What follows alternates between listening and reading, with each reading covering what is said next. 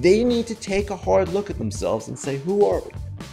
Do we trade our potential free agents, or do we go even deeper? At some point, you have to acknowledge reality.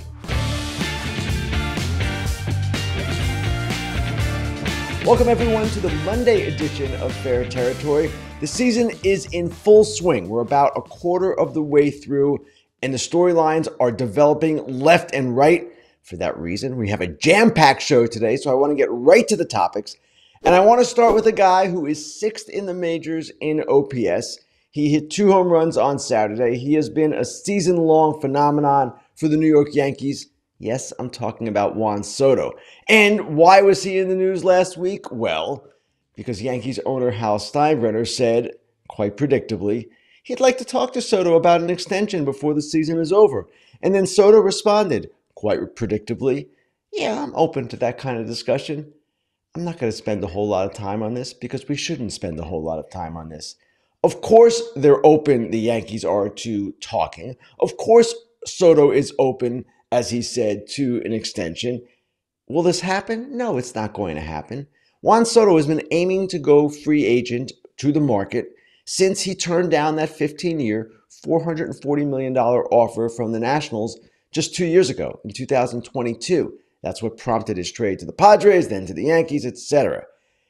That is what is going to happen here. Soto is represented by Scott Boras. Scott Boras likes his clients, prefers his clients to establish their values on the open market. So Soto could wind up very much like Aaron Judge did, going to the open market, seeing what his value is there, and then ending up back with the Yankees. Or he could prompt a bidding war between the Yankees and, say, their crosstown rival, the Mets, and perhaps a couple of other teams that would be willing to go into the $500 million range for him. These things will all take place, but they're not going to take place until free agency opens, November, December, January. Maybe this drags out. I seriously doubt it will. Boras is going to need to move quickly next offseason, more quickly than he did this past one, because he has a wealth of free agents, a number of big names, some of whom will be in intense demand. Soto, foremost among them. Corbin Burns will be maybe right there with him. So Juan Soto extension, nah, don't count on that. Don't go to bed tonight thinking, oh, I might wake up to breaking news tomorrow. No, it's not going to happen.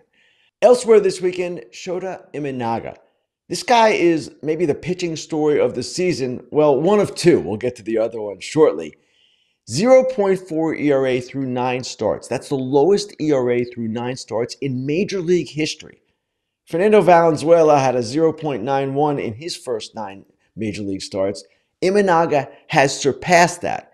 And it's kind of amazing that this has happened because at a time when the Cubs earlier in the season were without Cody Bellinger and Seiya Suzuki and Justin Steele, and now they are without Dansby Swanson, Jordan Wicks, Nico Horner the past few games, they have had a need for someone to step up and be a star for them to stay in contention.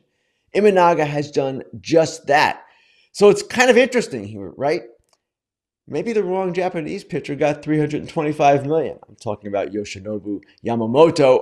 He's done quite well himself. But Imanaga was 4 years, $53 million, looking like right now the best free agent deal of them all. So you might ask, what did teams miss here? Why didn't he get more money? Well, glad you asked. Patrick Mooney and Sahadev Sharma of The Athletic are working on a story about that right now, a general Imanaga story that will touch on that topic, how he was viewed within the industry. Oh, and by the way, those two guys, Patrick and Sahadev, they are the hosts of a new podcast here on the Territory Network. Theirs is going to be Cubs-centric. It's going to be called Northside Territory. It's actually available right now. They're going to bring their expert insight and go-to analysis on the Cubbies all season long. So Northside Territory is available wherever you get your podcasts. So you have that to look forward to. And you have, if you're a Pittsburgh Pirates fan, finally something to look forward to as well as we stick in the NL Central. Paul Skenes. If you weren't watching Friday, you missed one of the great performances of the season. It was his second Major League start. It was in the afternoon at Wrigley Field. You know what I'm talking about. 7 straight strikeouts to open the game. 6 scoreless innings with 11 strikeouts in all. It was one of the more dominant pitching performances of the season. really of any season, and again, from a guy in his second major league start. Now, we've talked at length about Skenes, what he brings, who he is, what the Pirates might become. And that's what I want to focus on here because that is what is most interesting to me. The Pirates right now have two of the best young starting pitchers in the game, Skenes and Jared Jones. These two guys are capable, it would seem, based on their early performances, and I know it's somewhat of a small sample, they would seem capable of somewhat carrying this team through the season and keeping them in contention. But they, of course, cannot do it alone, and there's a serious question here how much leash the Pirates will allow them because they are younger, because Skenes in particular is coming out of college. He's not going to be throwing 150 innings. Okay, we get all that. But you have these two gems, right? These two pitchers who are at the top of their game, at least so far. If you're the Pirates, do you use this as a springboard to contention? Do you actually be aggressive at the deadline? Do you spend perhaps a little bit of money at the deadline to get some more offense? Because right now they're not a great offensive club. That's been their biggest problem. Or do you simply go and play for tomorrow as you've done all along in the last few years while rebuilding? And by the way, it would be somewhat justified to go slowly here and build these guys up and not go for it this year. That said, we've seen it how many times? How many times do opportunities slip away for teams like the Pirates? They get there and then they don't realize the potential that they should. Their owner doesn't spend in the offseason and they're back not at square one, but they're not taking the step forward that they should. This is a moment for the Pirates to take that step forward. And we wrote earlier this year in February, Stephen Nesbitt and I, about the Pirates, about the owner, Bob Nutting, who does not spend, about how their development has not been very good. And actually, their development right now with these two guys looking much better. Hey, this is the time, in my opinion, not to go crazy. I don't expect them to do that or do anything irresponsible. But see what you have here. Understand what you have here. And try to maximize it, yes, even in the short term. One other thing I want to touch on here in the first block of the show, and this is kind of a story that is the other way.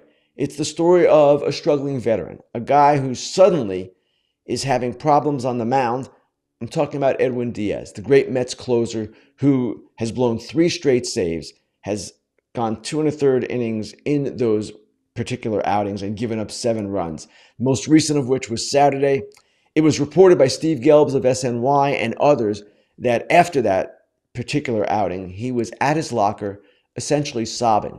And he was consoled by teammates. Edwin Diaz takes this seriously. He was crushed. And you can understand why. Here's a guy who missed all of last year, coming off that knee injury in the WBC. All he wants is to get back to where he was.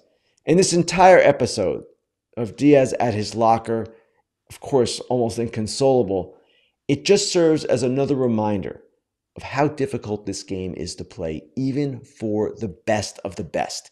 Edwin Diaz, a couple of years ago, was the best of the best in his role. We see it all the time. Players struggling, great players struggling, guys who you would never think would have a problem playing baseball, have a problem playing baseball. And as fans, as media, it's really important to remember that this game, above all, it's a mental battle as well as a physical battle, and it's a long season, and it's tough to sustain. And I've talked about this before. Early in my career, late 1980s, Tim Kirkchin, now with ESPN, was at the Baltimore Morning Sun. I was at the Baltimore Evening Sun. And Tim was my competitor, but he taught me a lot.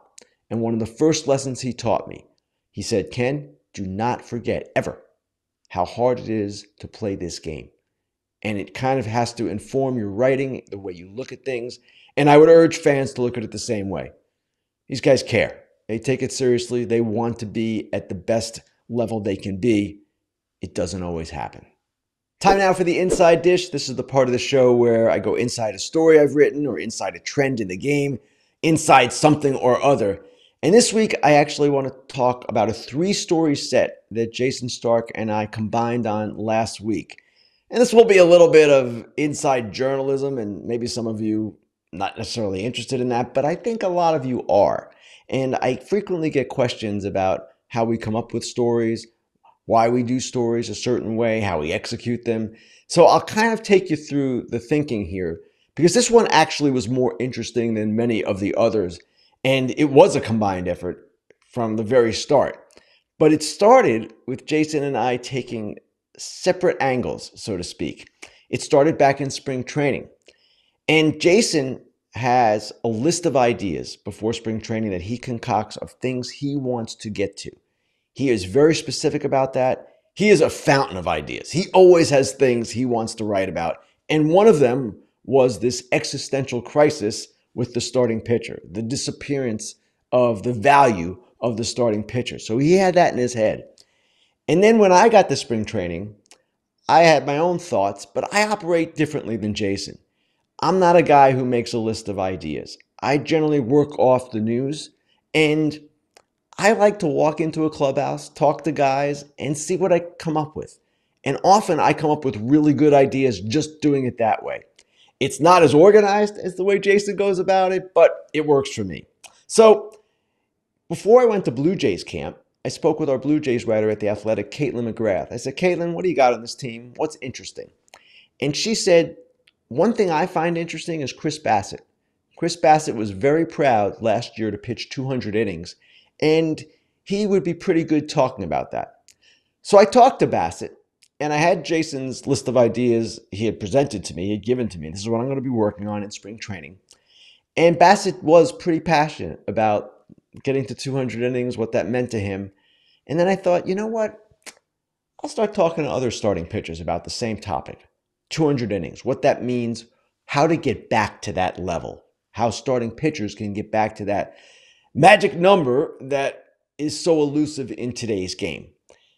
I talked to Garrett Cole, I talked to Aaron Nola, I talked to Zach Wheeler, and most notably, I talked to Max Scherzer and Justin Verlander, who told me that they had been talking amongst themselves last year with the Mets about some ways to enhance the starting pitcher, things that could be done. And Scherzer had been part of the labor negotiations. He had suggested some things as he would do in that kind of situation. And some of them really didn't get very far off the ground at all. So I went to Jayson with this. I said, hey, man, I'd like to write about what these guys are saying. And he said, whoa, remember my idea about the starting pitcher. And at that point, we decided, okay, let's figure out a way to combine all this and present it in a readable form so people can understand what we're getting at. And as this went on, Jayson started talking to executives and people within the game. And he was talking to them about possible rule changes, things that maybe could be enacted to bring back the starting pitcher. And why is this important? It's important as an entertainment aspect of the game. It's important in that respect. As Jayson started the first story with the words, who's pitching tonight? Those used to be really meaningful words in this sport because fans would get excited about matchups, starting pitching matchups. They would buy tickets to see starting pitchers. So Jayson was soliciting ideas as I was talking to these starting pitchers, and we came up with a lot of stuff. Too much stuff, really, for one story. We have a certain word count that we like to stick to for stories at The Athletic. 3,000 is the max. That's quite a lengthy story. But Jayson and I figured we've got a lot more than 3,000 here. We're not going to be able to get it in 3,000. It's not going to happen. So we broke it up. And we broke it into 3 stories. The first was a story laying out the problem, describing what was going on, talking about how the sport might want to adopt rule changes similar to the rule changes it adopted last year to enhance the entertainment value, right? That's what the pitch clock is all about. That's what the banning of shifts was all about. And we laid out the problems. We presented 4 possible rule changes. And we also, actually, Jayson did most of the writing here, presented possible problems with those solutions. And the 4 things that were in that story were a rule saying you must go 6 innings, a rule called the double hook, which you might have read about before, in which a team would lose its DH the moment it pulls its starting pitcher. This was tried in the Atlantic League, and they decided that if you do it before the end of the 5th, that is when you lose your DH. If beyond that, you don't, because you don't want to lose your DH in the late innings. Whatever. That's a possibility too, and actually one that a lot of players are behind. Then there was a rule no more than 11 pitchers on a roster and a rule banning the sweeper. Now this one only would take place or would be needed if it was determined by MLB's study group that the sweeper is indeed causing injuries. We've seen other sports ban certain parts of the game when they've been determined to be too dangerous. And if there was a certain pitch along those lines, okay. Now, we know and we knew going into this that a lot of these things were not necessarily practical, that especially with talk of banning the sweeper or limiting how hard a pitcher can throw, you're telling a player not to be the best he can be. That's kind of a tough thing to do.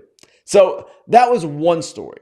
And then we had another story with some of the other rule changes that were being discussed within the game. I think there were 12 in all. And then there was a third story with Verlander and Scherzer just kind of talking about how they saw the problem and what they saw in their vast experience. These are the two leading pitchers in games started and innings pitched currently active.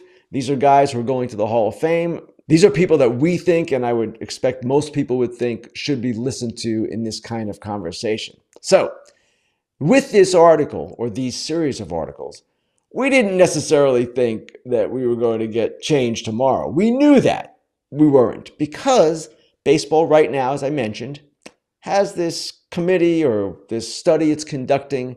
They want to get to the heart of the injury question before deciding what kinds of rules they might want to implement to help bring back the starting pitcher. But the commissioner, Rob Manfred, has spoken of doing this, of getting back to a time when that matchup of starting pitchers would be something that excites fans and brings them to the park. Sometimes you don't want to go back to the past. You don't want to be too nostalgic about the sport. We move forward. But in this particular case, I would think most people are in agreement that they'd like to see more starters going 6 and 7 than openers or bullpen games and things along those lines. It would require this massive shift in thinking that would take place after rules were put into effect. A shift in thinking that would extend down to the youth levels of baseball, where a lot of these problems are starting. And it would be something that probably is years away. There would be a phase-in with some of these rules, as we discuss. So I encourage you to read the 3 articles if you haven't already. The first one is quite long. That's the 3,000-word one. Then the other ones are shorter, and it's all rather interesting. And the purpose here, again, was not to say we need change tomorrow. The purpose was to start a conversation. And that's often what we like to do as journalists. Sometimes we have bigger fish to fry than others, but this was a case where we just wanted to start the conversation, get it going, and I think we were effective in that regard. I checked this morning. There were 550 comments on the first article because people are passionate about where they want to see the game go. Jayson is among the most passionate journalists about where he wants to see the game go, and I share that passion with him. And one more word here about Jayson. This guy is one of the most special baseball writers of all time. That's why he received the BBWAA Career Excellence Award. That's why he's going to be honored next month, I believe, as the National Sports Media Association's Hall of Famer for this year from the writing perspective. Jayson is really, really special. I can't stress it enough. He drove a lot of this, a lot of what we tried to accomplish here. I love working with him. It's been one of the great privileges of my career, and I hope you guys enjoyed this package of stories. Time now for Grillin Ken. Let's get to your questions. The first one this week comes from Productive Outs, who asks, which MLB organization has the bleakest future, and why is it the Angels? I like where you're going with this, Productive Outs. I like the leading question that you're asking here, but I'm not necessarily going to agree it's the Angels. They certainly are one of the teams that have the bleakest future, but I think you have to start with the A's. And you have to start with the A's because of their ownership and because of the way that they've gone about it over the past several years and the lack of trust that I have and many people have with their ability to right the ship in Sacramento the next 3 seasons at least, and then in Las Vegas. They have the game's weakest farm system. They have an ownership problem. We've discussed it many times. The Angels, too, have an ownership problem. The Rockies, as well, have an ownership problem. The Rockies, at least, have some young players that you can dream on a little bit. The Angels do as well. Some of their position players, even some of their pitchers, there's a core there, a nucleus, where you can imagine them getting better. And I guess you could even say the same for the A's. But in each case, the owner stands in the way of better days ahead. So I don't know that I would say the Angels have the bleakest future. All three of those clubs I'm not necessarily in love with going forward. All right, next question. This one comes from Daniel Muller, who asks, good question here. Trade now or trade at the deadline? Saludos from Mexico. Thank you, Daniel, for the question. Fans ask this all the time. Why can't trades happen sooner? Why does the deadline have to be where this activity, for the most part, is taking place? And the reason really goes to the nature of the deadline itself and the way the sport and life itself is governed by deadlines. A lot of us don't act until we have to act, right? Well, baseball teams operate the same way. And the deadline is what drives the intense transaction period in late July, because teams know at that point who they are for the most part. And they also know what they need and that they're running out of time. So right now, sure, teams can see pretty much who they are. We're at the quarter pole or the three-quarters pole, whatever you want to call it. And teams have an idea of where their weaknesses are. There's no question about that. But other clubs are reluctant to trade. Some clubs are reluctant to concede. And it just doesn't happen very often where a team or two teams line up and say, let's do this right now. It happened with the Padres and Marlins with the Arias trade. Two very unique circumstances. The Marlins essentially had quit on the season. The Padres are always aggressive and will trade at any time, as we've seen under A.J. Preller many times. But that, of course, was the exception and not the rule. Again, the deadline is what drives this thing. And the fact, the panic, the reality that sets in, knowing that you will not be able to improve your team after this specific date, that is why teams don't act until then. All right, third question from Chris Correa, who asked, the Mariners now have 6 prospects listed in Baseball America's top 100, with Seattle sitting atop the AL West despite having the 25th ranked offense. What are the chances Jerry Dipoto makes a big splash by moving any of these guys for immediate help at the big league level?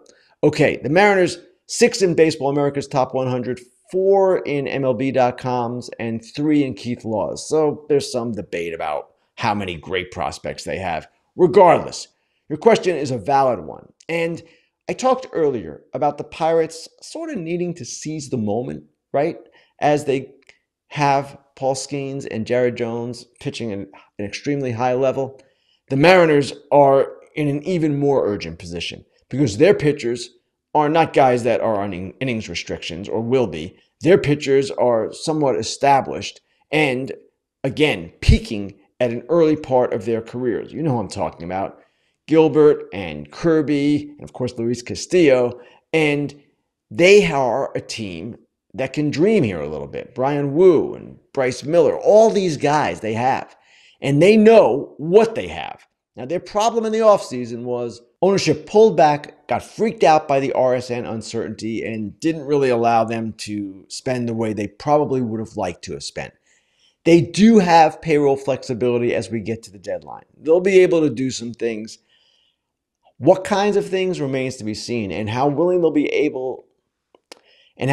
be to trade their prospects. A couple of middle infielders, the catcher Harry Ford. I don't know where they're going to go with that, and I don't know how necessarily they will see it. But the Mariners do realize, I know this, that this is a moment they have to take advantage of. Who knows how long they'll have these pitchers? Who knows how long they'll stay healthy? This is the time. All right. Final question comes from another situation. Hold on. All right, final question about another team in an urgent situation, but a more different. Hold on, sorry.